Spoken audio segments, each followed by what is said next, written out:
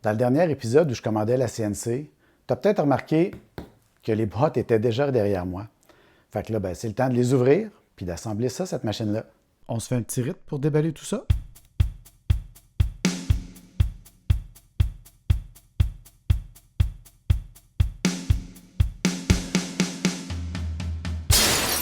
Bon, OK. Étant donné qu'il faut assembler ça à l'envers, j'ai installé un vieux rideau pour ne pas graffiner les morceaux. Les travers s'installent en les appuyant sur des rebords faits pour ça.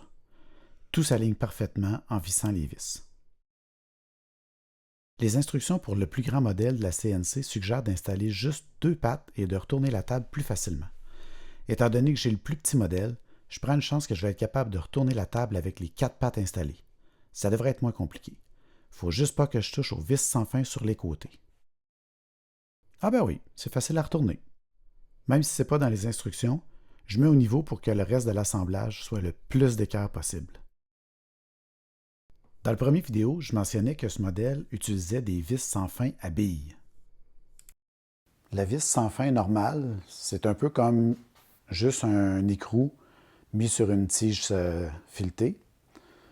Ici, je vais fixer l'écrou, mais normalement, c'est la tige qui est fixée. L'idée, c'est que les moteurs font tourner la tige sans fin, puis l'écrou se déplace sur la tige. Un peu comme ça ici. Dans l'autre sens aussi. Le problème, c'est qu'il y a quand même beaucoup de jeu entre l'écrou puis la tige filetée. Pour résoudre ce problème-là, on pourrait utiliser un deuxième écrou avec un ressort entre les deux. Voilà. Que je vais fixer ici.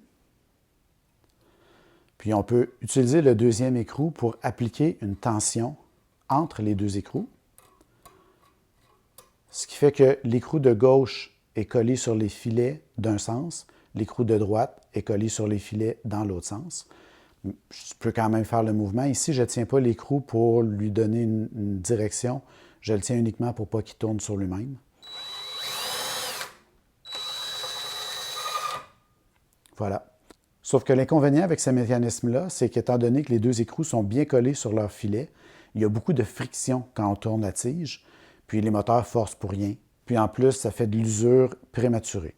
C'est un peu comme quand on insère une tige dans une bague lisse. Il y a un jeu, puis si on veut enlever le jeu, on peut épaissir la tige, mais il va y avoir beaucoup plus de frottement. Fait que je vais épaissir la tige. Alors, j'épaissis la tige, puis quand je l'insère dans la bague à nouveau, il y a beaucoup moins de jeu. Cependant, il y a beaucoup plus de frottement. Je le sens quand j'essaie de tourner la vis. C'est plus difficile.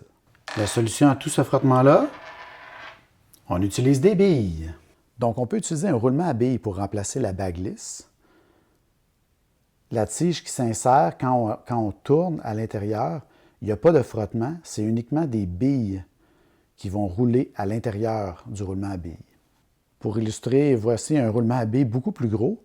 On voit bien les billes à l'intérieur. Quand je bouge la tige centrale, les billes tout le tour tournent sur elles-mêmes et roulent à l'intérieur du roulement à billes au lieu de frotter partout. Si on revient à la machine, comme pour le roulement à billes, le bloc ici a des billes disposées en spirale qui reviennent par un chemin interne qu'on ne voit pas et recommencent à tourner en spirale pour éliminer presque tout jeu et frottement.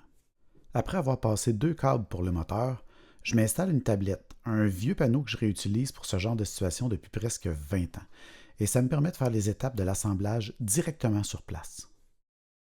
Encore une fois, les supports ont un rebord machiné qui s'appuie sur les blocs des rails linéaires des axes des Y.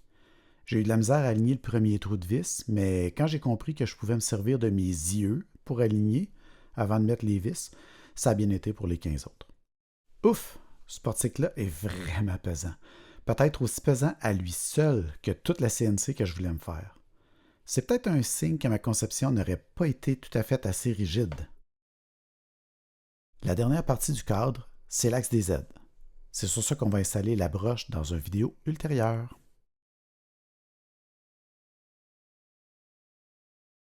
Ben voyons, c'est bien long. Finalement, l'assemblage m'a pris jusqu'ici environ 3 heures. Ce qui m'a le plus surpris, c'est le poids du portique central de l'axe des X. Les instructions étaient très claires et faciles à suivre, mais juste en anglais. J'ai quand même décelé 2 petites erreurs que je vais rapporter à la compagnie, puis ils vont sûrement régler ça rapidement. La prochaine étape, on pose les moteurs puis l'électronique de contrôle. Si ça t'intéresse, tu sais quoi faire, on s'en va dans pas trop long.